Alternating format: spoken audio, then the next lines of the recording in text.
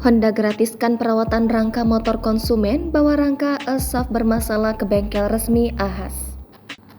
Masyarakat yang mengalami permasalahan rangka NH Smart Architecture Frame atau ESAF yang keropos atau patah pada sepeda motor Honda diminta untuk melapor ke tempat servis resmi Honda Ahas terdekat.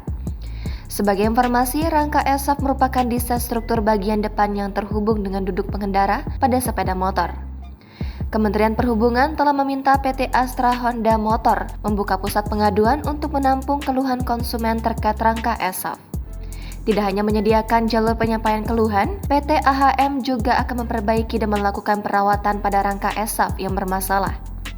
Untuk itu, konsumen Honda dapat mendatangi Ahas terdekat untuk melakukan perawatan dan perbaikan sesuai dengan kondisi unit motor.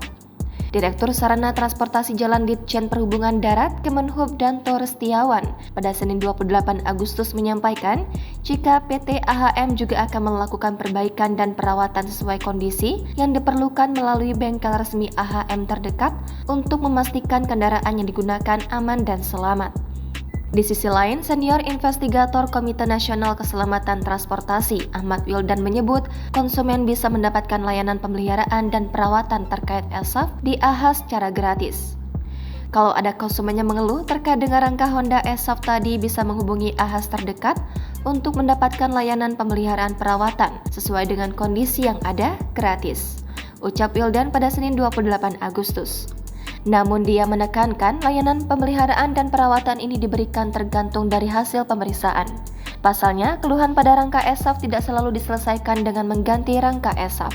Sebagai informasi, keputusan ini merupakan salah satu langkah tindak lanjut dari pertemuan antara Kemenhub, KNKT, dan PT AHM pada Senin 28 Agustus lalu. Rapat ini bertujuan untuk menelusuri akar permasalahan serta meminta penjelasan soal rangka ESAF yang patah dan viral di sosial media.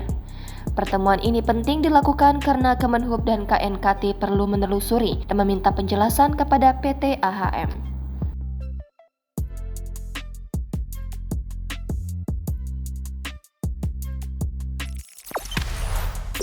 Jangan lupa subscribe, share, komen, dan like ya!